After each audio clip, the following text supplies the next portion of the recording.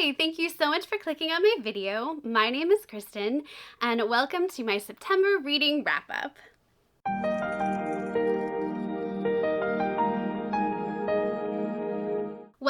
Welcome back to Lit Couture. Although I've already spoken to you about half of the books that I read in the month of September, a good, I think 11 of them didn't make it into any of the videos that I did. And well, I felt like they should get the attention that they do deserve. So without further ado, let's talk about the 22 books that I read during the month of September.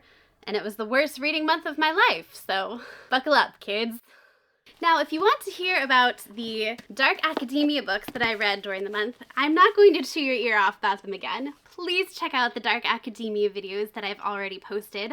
I read 4 books for those videos. You can find them dispersed between the high school and college dark academia videos that are already posted. I will leave the links below if you are interested. If you want to know why I had a truly terrible reading month, please read the books that led me into a space I can only call Apple hell. I was under an Apple curse for a good solid week. There are 2 that I read that are not even shown here that I read on my Kindle. If you want to go check out my Apple books, which I thought were going to be cute, cozy, fun reads and instead involved cults, Nazis, and the worst smut I've ever read in my life, please go check out the Apple video where you can watch my slow descent into hysteria and madness as I read books that continually got worse throughout the week.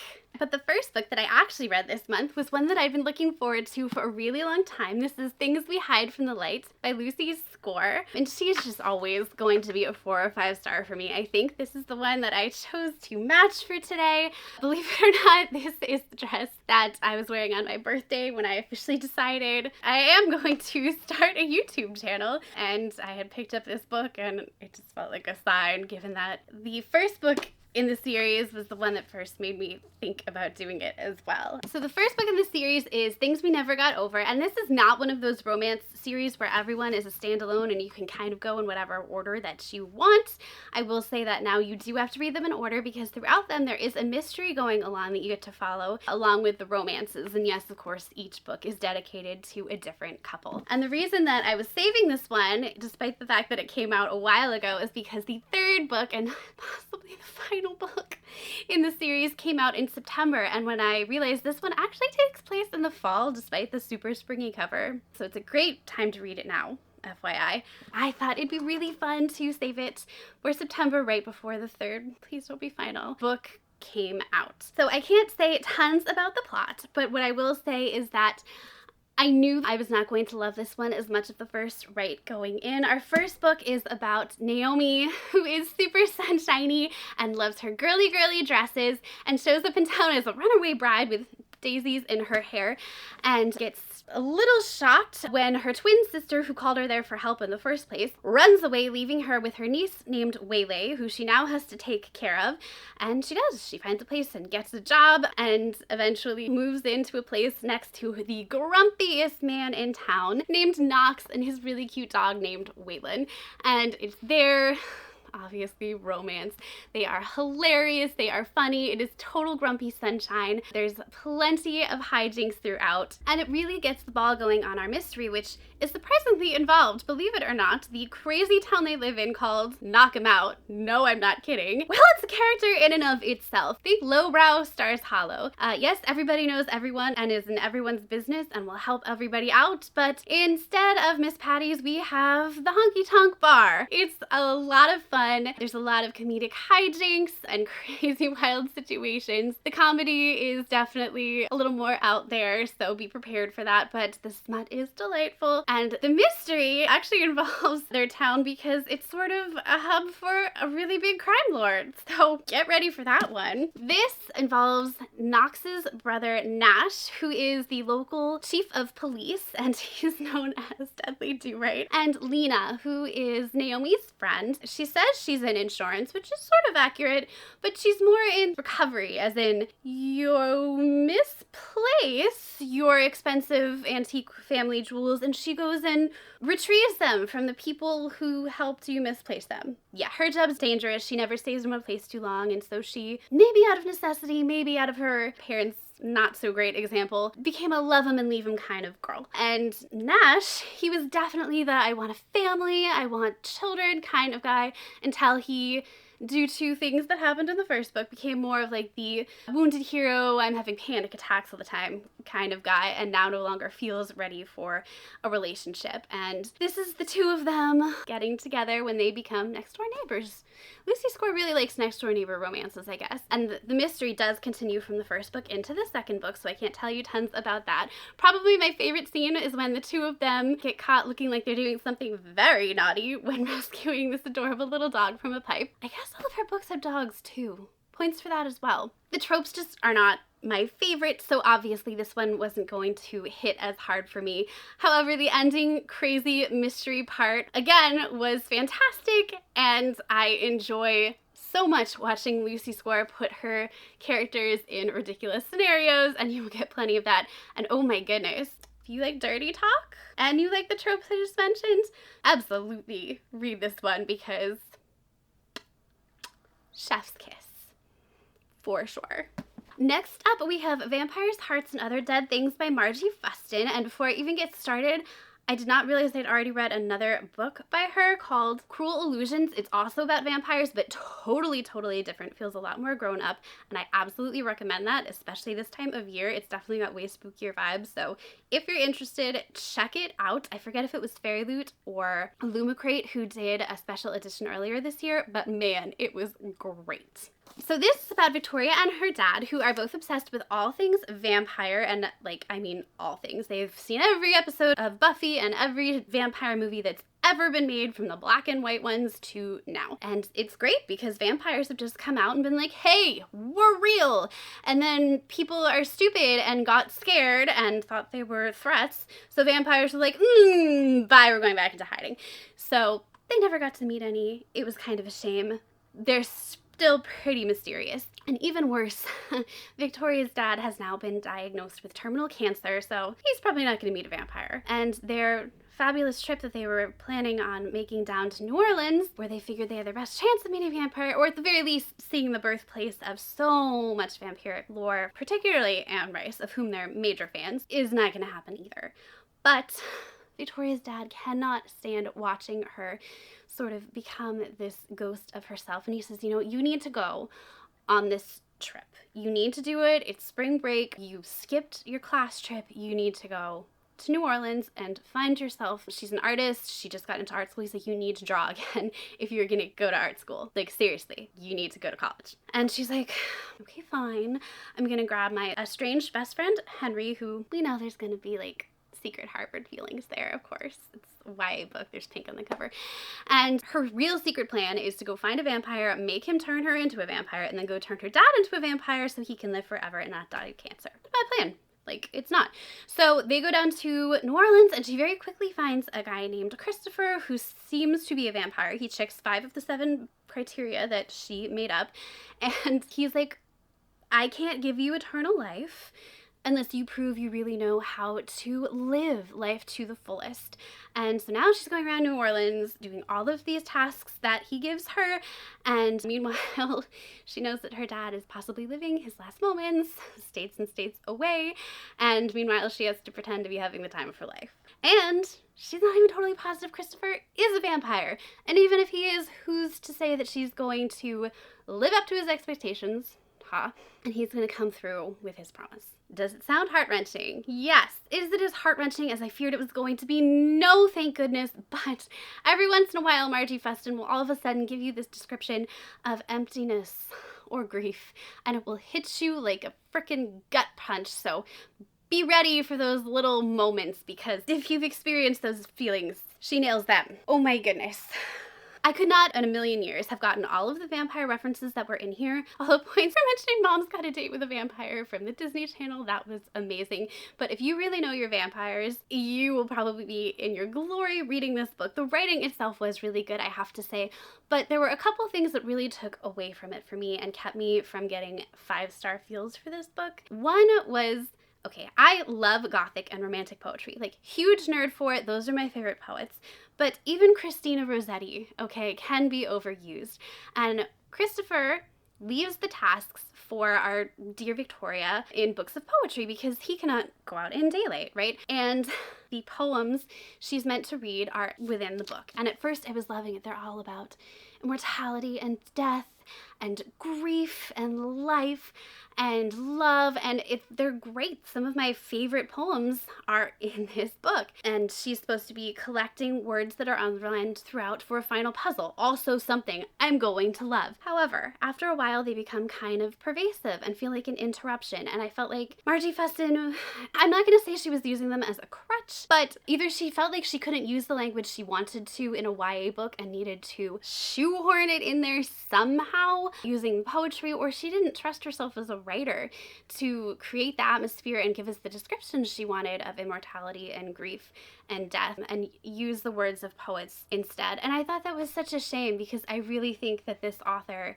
having read 2 of her books now, could have done that herself in a way that was more effective than using the words of others and continually interrupting herself with all of that poetry. It really broke the flow of the work for me. The other thing that I had trouble with was every so often God and religion would just pop up unexpectedly, and it just made me really uncomfortable. I'm not someone who has a great past with religion, and so to suddenly see, it mentioned that her mom isn't religious and can't believe in God, but her dad goes to church and she goes to church, and then all of a sudden it will take a different tone towards religion, and they'll be joking about how God is probably a vampire. I would have really loved if they either left all of that out because it was inconsistent and messy and confusing, or if they had gone for it and talked about vampires having some sort of link to gods and angels and demons and really went there and explained the magic system further. I know it's a short book, I know it's YA, but there was so much potential there. Why did she find vampires continually near this cathedral? Why was there all this evidence of them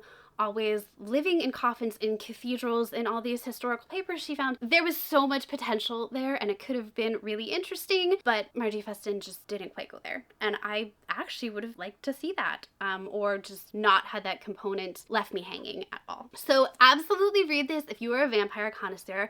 There are references that I probably didn't even know were references in this book.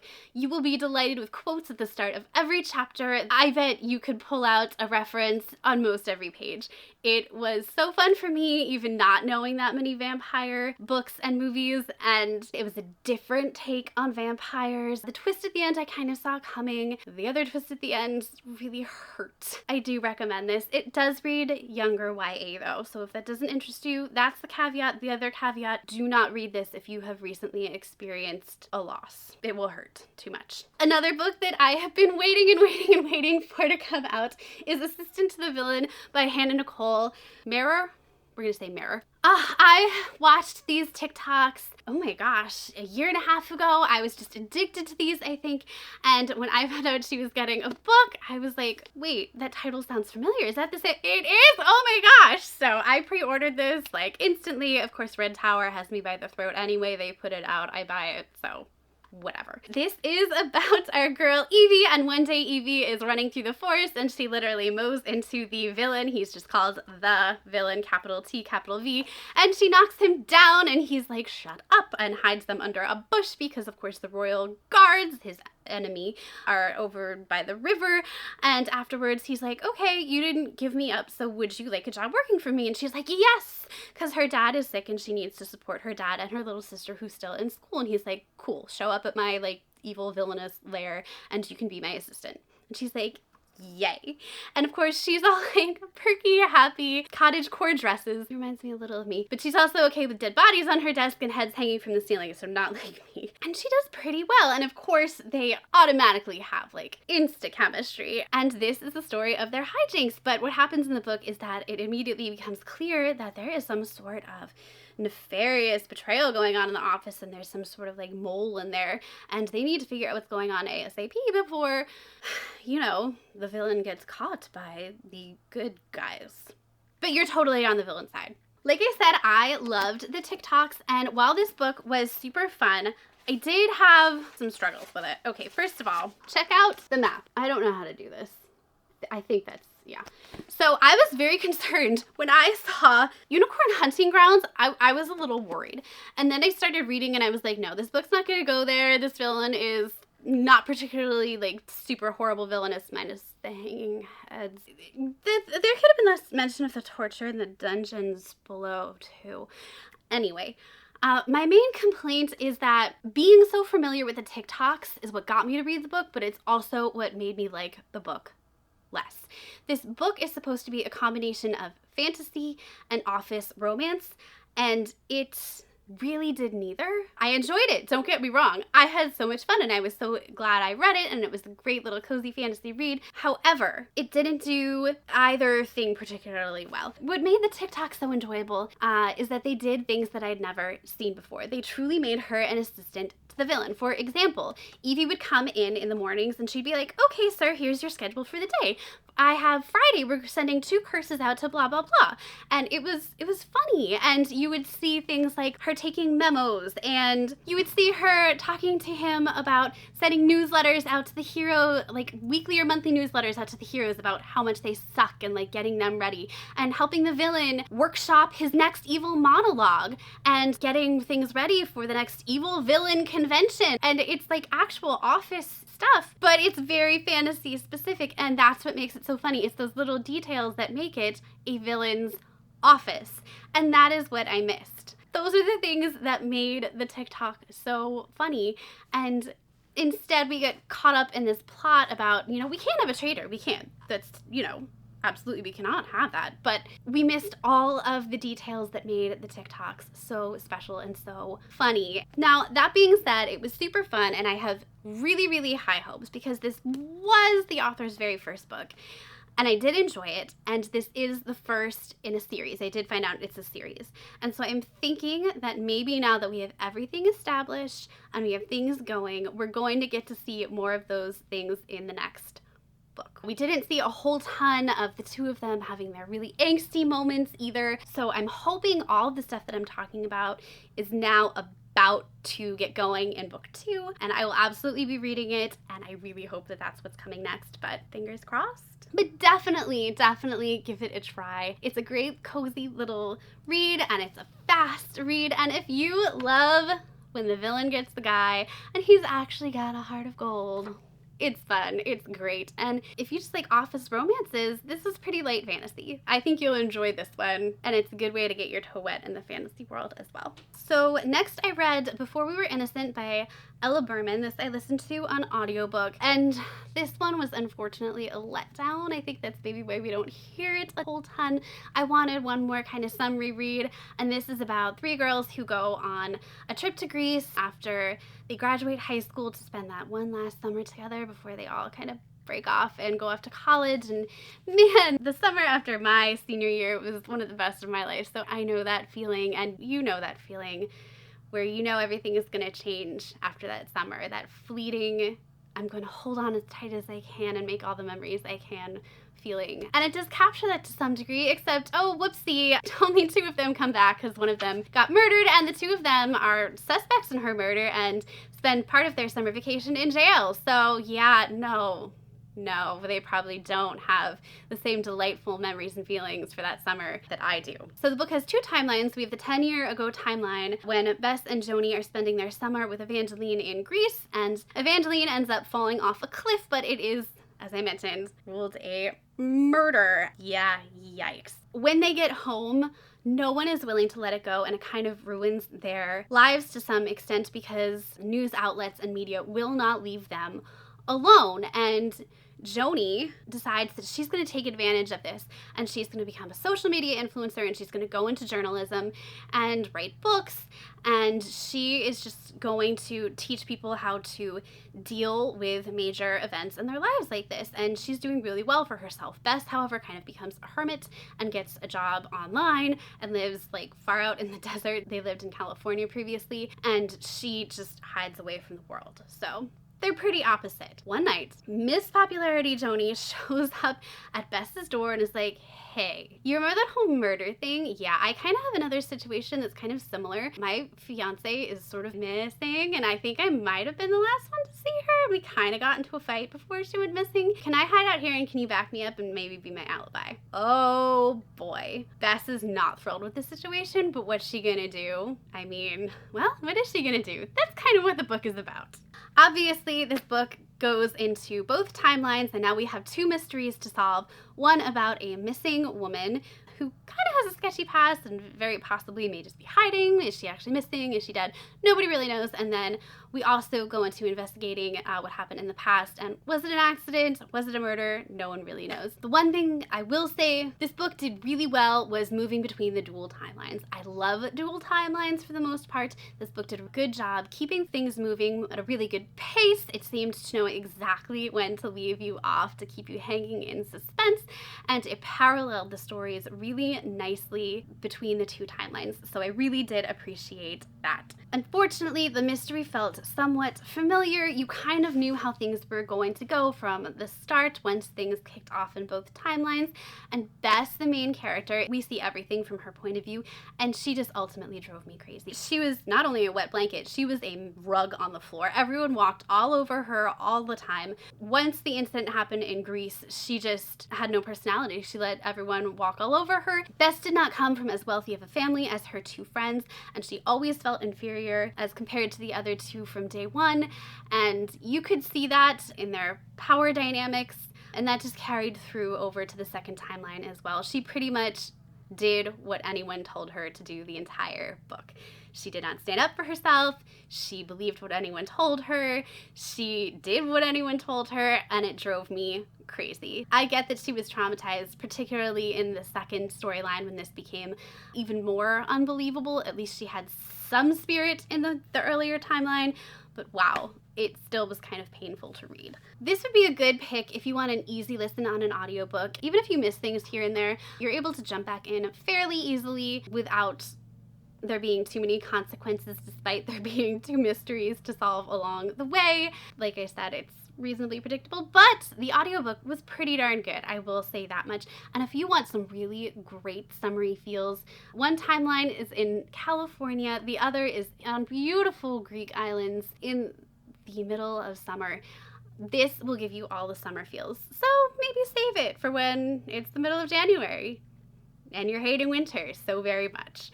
This will stick you right in the middle of summer and give you two mysteries to ponder as well. The next book I read is kind of a different read. In case you were wondering if Lit Couture is just about me getting to wear pretty dresses to match the books, it's not. I do actually have a genuine interest in fashion. So I read Skirts, Fashioning Modern Femininity in the 20th Century by Kimberly Crispin Campbell. I do occasionally like a good nonfiction, and I was in the mood, and this one I picked up because the cover just caught my eye immediately, and I'm so glad I did. This was the highest rated book that I read in the month of September. If I had to give one book 5 stars, it would be this one. It's about exactly what it sounds like. Look how cute the end papers are. It's broken up really interestingly into sections about different types of skirts, which may sound incredibly boring to some of you, and some chapters I was absolutely interested in more than the others, like the tennis skirt, but reading about the little black dress and its evolution, the evolution of the strapless dress was so fascinating.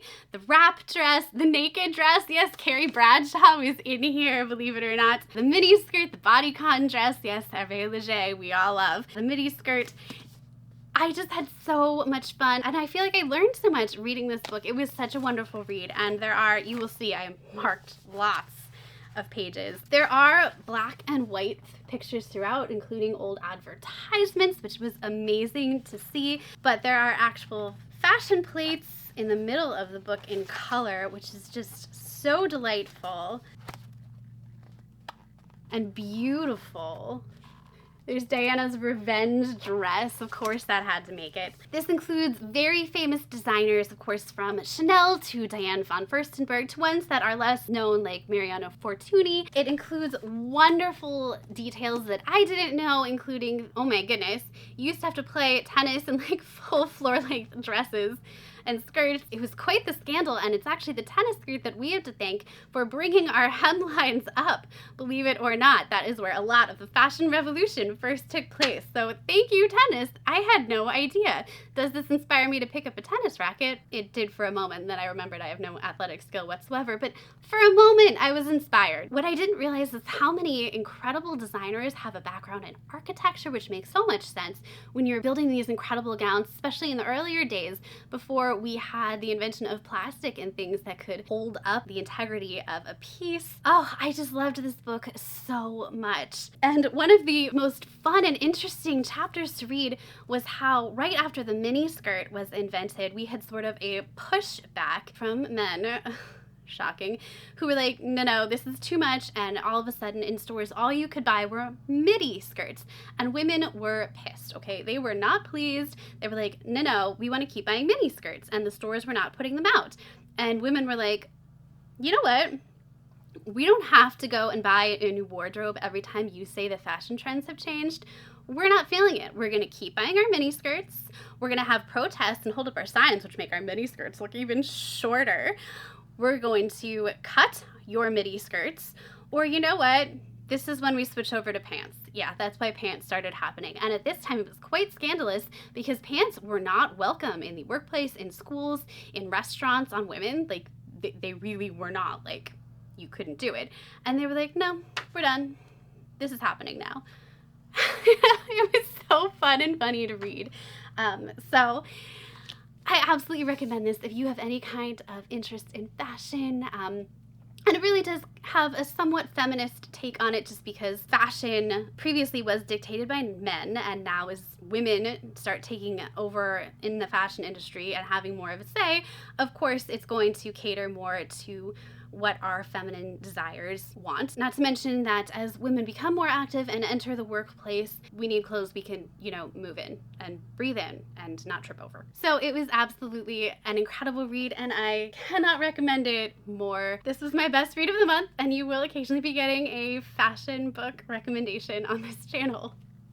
Next up was another audio book read. I read The House Party by Rita Cameron, and this took me completely by surprise. This book had a lot more to say than I really thought it was going to. This book is told all about a house party, and it takes on two different perspectives. Those of the town in which the house party was thrown, particularly the children who threw it and somewhat their parents, and then the woman, particularly, who was building this amazing house and whose house was essentially destroyed by this house party. So here's what happened. Maya is building her perfect house, and I want you to think like modern to the extreme, like glass walls, the most expensive fixtures you can imagine, high-end appliances, marble everywhere. Like, this house, I think I'd be afraid to like touch anything or sit anywhere in this house. And you don't have to, because everything's automatic. So yeah, that kind of house. And basically she's kind of using it to replace having a baby.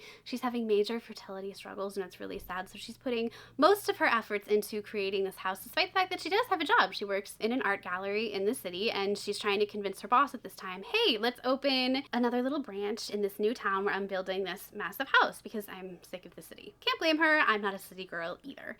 Her husband is making bank, but he's super stressed at his work and kind of absentee at the moment, so I get why she needs a project. Meanwhile, we are seeing the teenagers who hosted this party and destroyed this house. We're talking toilets thrown out the window, all the glass shattered, left the taps upstairs running, everything is molding and peeling apart. Destroyed, okay? And they just wanted one amazing night at this abandoned house, and things got way out of control. They're seniors, they have all their scholarships lined up, they're in this amazing school district. I mean, we're talking kids who are going to Ivy League schools here and have the brightest futures imaginable. And it's a unique school district because you have mostly really wealthy kids living in it, so high taxes, great teachers, great facilities, great school, but you also have the less wealthy part of town, and these kids get all the benefits of this great school, but they do not have a lot of money, and whatever they've earned, they have fought tooth and nail for, and their parents can't buy their way out of the consequences from this party. Now, I will say there was kind of a good reason for some of the damage that began all the craziness at the party. Not that that excuses anything, but the police know darn well that they have to protect the wealthy families and the influential families who are basically funding their payroll at this point, and they're gonna have to find a scapegoat, and it's not fair, and it brings up a lot of questions about power and politics in these small towns and how the wealthy can basically get away with anything, and who deserves to pay the price, and what should that price be for a party, and do excuses and reasons matter at this point? Obviously, the town is super divided. They pull rank, they close ranks, and Maya is just standing there like, I want to see some investigation. I want to see some consequences. Insurance is being really stupid, and we want to see someone paying for these damages. And the poor families are saying, well, that's all well and good, but if that's going to happen, everyone should have equal responsibility. And this book went so much deeper than I thought it was going to. Seeing Maya and watching her with these fertility struggles, and she doesn't realize what she's doing, but seeing her essentially put all of her care and nurturing into this house and watching her fall apart as this house falls apart and seeing another dream get crushed was heartbreaking. And then, of course, so much depth came from watching this divided town. If you come from a town where there is a lot of wealth and then there are families who do live in some of the older or poorer homes or apartments or whatever, you know what it's like when there are families who have all the power and who get away with anything, whose kids get away with anything in that town. And seeing it come to a head because of one incident and seeing those discussions and conversations happen about how responsibility should work versus how it does work in those situations, it was surprisingly powerful. And you do see both sides. You really do. Oh, it was just so sad seeing the students who worked so hard for their scholarships know that there's no way they can pay their way out of this one and that they could lose everything. And the wealth dynamics in higher education came through so clearly in this book without higher education ever even coming into play. It was a powerful book in ways I never saw coming as a mystery. I wouldn't even call it a mystery. Is this literary fiction? I don't even know what to call The House Party. The cover looks like it's going to be a thriller, but it does things that you never think it's going to do. And the depth of this book is incredible. Definitely make this your pick if you live anywhere near the western Pennsylvania, eastern Jersey border, anywhere near outside of Philadelphia. They nail the culture. Okay, they nail what it feels like to live here. Absolutely. Don't read it if you're currently building a house. The next thing I read was Everything We Ever Wanted by Sarah Shepard. Yes, Pretty Little Liars, Sarah Shepard, and oh boy. I picked this up because of the cover. I was like, wow, peak fall atmosphere. And I think like a glove is mentioned at some point in the book. It takes place all over the place. There's no real fall atmosphere, so don't be fooled and go run out and buy this because you too think the cover is pretty. I will say that right away. I barely remember reading this book, and not because I read it at the beginning of the month. Every time I put this book down, I kind of forgot what I had just read. And every time I picked this book up, I was like, what did I read? Oh, I'm reading again. Okay, that's fine. And as soon as I put it down again, it was like reading vapor. There is nothing of substance here. I think she was trying to make things of substance happen. She should stick to the vibrant, colorful world of Pretty Little Liars and stay away from subtlety and the depth that is required for adult literature because it didn't happen. I'm so sorry. I love Pretty Little Liars with my whole heart. I'm so sorry. This book is about the Bates McAllister family. We've got Sylvie and her two sons, Charles and Scott. Scott is adopted, by the way. Yes, that doesn't matter because he was always sort of the black sheep of the family. Their great-grandfather or their grandfather founded this amazing, expensive, super exclusive private school, so they kind of have had the whole world handed to them, and Charles barely needs the job he works at. He works as a writer, and Scott is actually working at the school now as a wrestling coach, and one day at the school there's a scandal with the wrestling team, and now he's under investigation, and then we're seeing Charles and his wife, and their marriage is kind of and his wife's mom is a complete hypochondriac, by the way, and they're always having to deal with her latest health crisis, which never really is anything. So that's it. That's the whole book. By the end, Sarah Shepard was bored with her book, I'm pretty sure, because remember Charles and his wife? Yeah, she like forgot about them and just doesn't finish their story or write about them for the last bit of the book. And then there's a very confusing epilogue where she introduces a whole new character who feels very important, and everyone basically just like leaves. That's it. They either walk away, drive away, give their house away. That's how she ends the book. Everyone just like flees it because they know it's bad. I'm sorry. I'm being really mean to this book. It's just, I don't know what this book was about in terms of what it was trying to say or do or accomplish. So all I really have to say about this book is, you know what, Pretty Little Liars is fun and twisty and delightful and colorful and engaging and so much fun. And Sarah Shepard should probably stick to that because subtle and profound she is not. I'm sorry.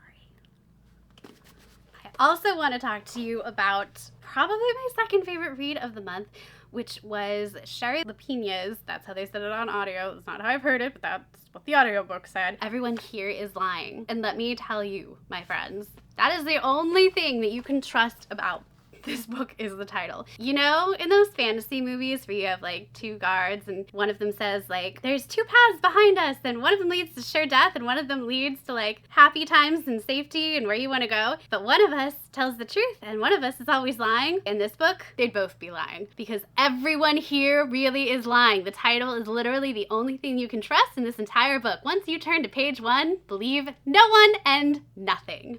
That is what I have to say. Oh my gosh, this book is a wild, wild, wild ride. If you want an incredible thriller that will keep you on your toes your entire time, yeah, I'm giving you the pick thing now. Pick this book! Wow, okay. So, William Wooler, who lives in an incredibly safe, incredibly darling little neighborhood in the incredibly safe, incredibly darling little town of Stanhope, is just leaving a very seedy motel after his mistress and him have decided to call it quits and that they cannot see one another anymore. Off to a super start. William goes home. He is not supposed to be there yet. He is a very well-respected doctor. Don't get me started. When he gets there, his darling daughter Avery, who is supposed to still be at school, has apparently walked home by herself despite the fact that she is 9 years old. Safe neighborhood, right? Totally fine.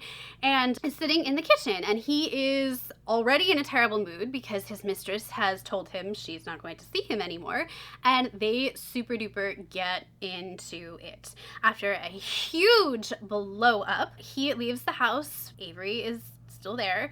And when he gets back, Avery is missing. No one can find her, including the police once they are called. And now we have a missing child on our hands.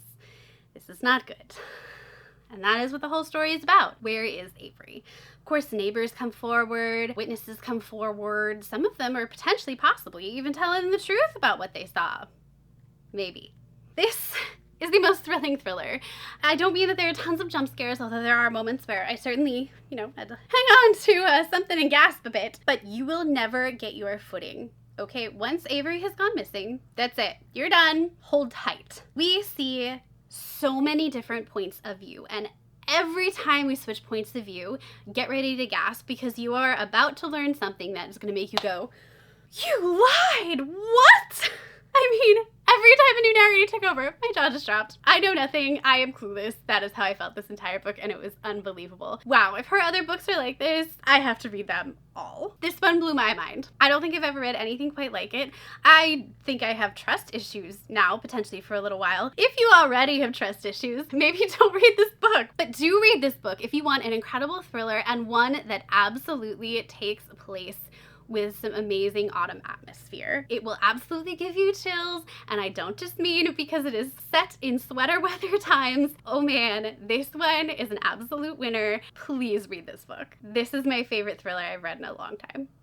Very early on in the month, I also read these 3 thrillers. We have The Guilt Trip by Sandy Jones, So Happy for You by Celia Lasky, which really was also fantastic, very different though, and In a Dark, Dark Wood by Ruth Ware, and yes, I'm a Ruth Ware girly, and just look at that cover.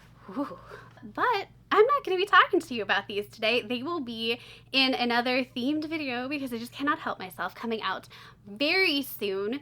Gotta start off my October themes with some thrillers, right? So please, please subscribe if you want to know about that video when it comes out. That is my September wrap up.